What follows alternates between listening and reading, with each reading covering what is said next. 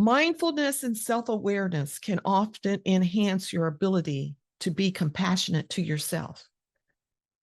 I'm all for mindfulness and I'm all for getting quiet with yourself. We talk about that quite frequently. Getting quiet with yourself allows you to see your inner strengths and it allows you to be in touch with yourself.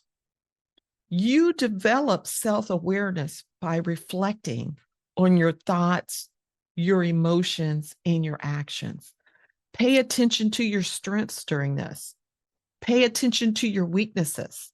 I know a lot of people say, oh, no, I don't want to talk about my weakness. I don't want to think about my weakness. But your weakness is what determines your growth.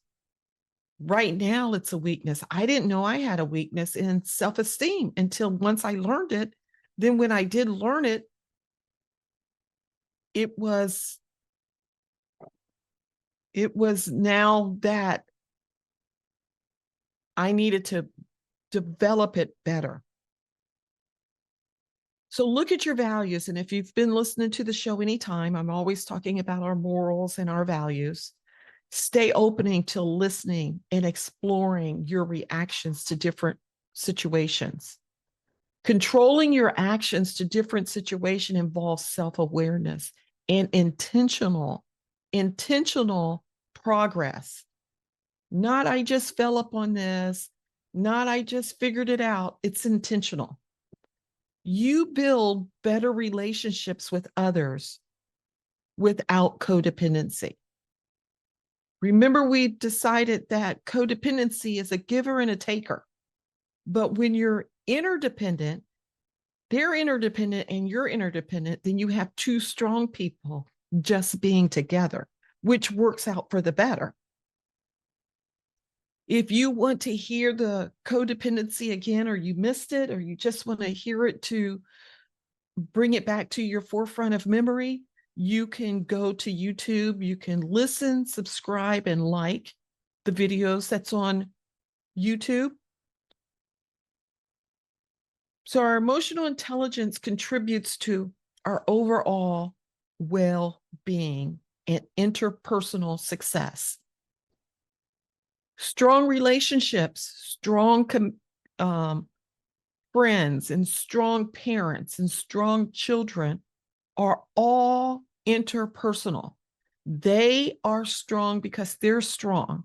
They are not strong because you're giving to them or that they're taking from you. They're strong because they have mental awareness of their emotions, of their feelings, of their thoughts. So you should probably start engaging in some activities that you enjoy. You should take care of your well-being. Learn from your setbacks rather than dwelling on them. Now, we can always complain and murmur about the things that we didn't get done, but do we celebrate the things that we do?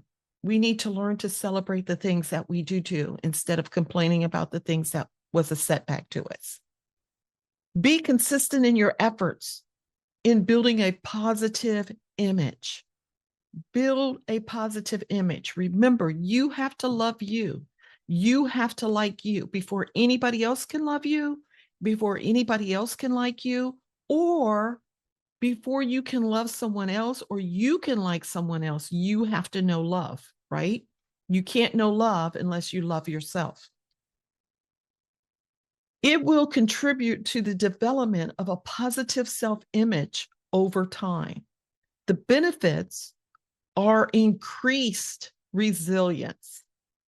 We are not a victim. We are always victors in what we set out to accomplish. To impact the world with our light, we are always going to be the victor. In our pond of life, in order to have the ripple effect, when we throw the stone into the middle because we said something positive, because we did something positive, because we think positive, because we have learned how to love properly by first loving ourselves and then loving another, because we are doing that, our ripple effect is changing everyone that's around us. We are impacting the world with light. You are not a victim. You are a victor. You are the new and improved you, because weekly we get together to decide how we can be the new and improved us, right? You're going to have better mental health because you're going to be on the less roller coaster of life. Instead of your emotions going up and down, back and forth, and you always feel like you're bouncing up against a wall, that you're maybe in a room with the clothes padded and you're bouncing around because your emotions are not stable and balanced. You will see, when you start to have a strong self-esteem and emotional intelligence, you will be able to have a better mental health because you're not on that roller coaster. Just stop the ride, get off the roller coaster, and make a decision that you're just going to improve how your emotional intelligence and your self-esteem is growing. You improve your overall well-being.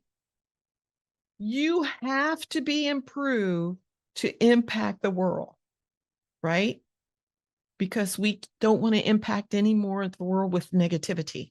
There's plenty of that going around.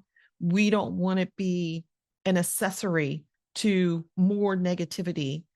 Our goal is to impact our generations, our lineage, our children and our grandchildren and our parents and our great-grandparents with positivity so that they have a healthy life.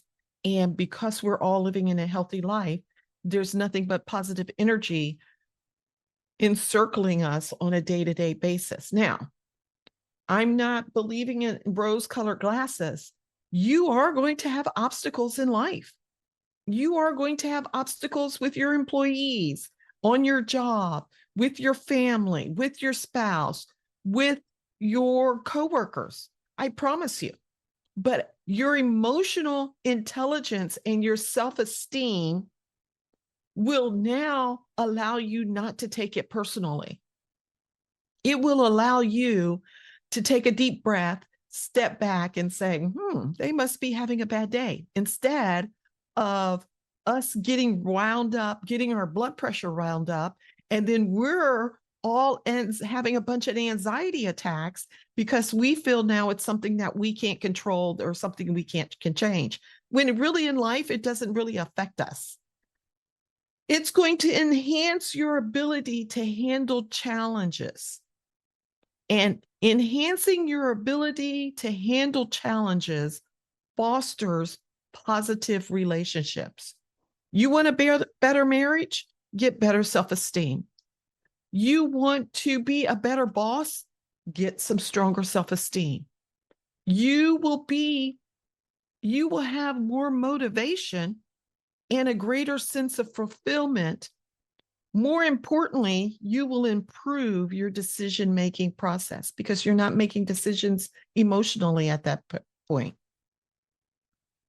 Embracing a positive self-image can lead to more confidence and satisfying life. And is not a satisfying life what we're all looking for? Is not a satisfying day at work what we're looking for? Is not a satisfying day of employment for our employees that we're looking for?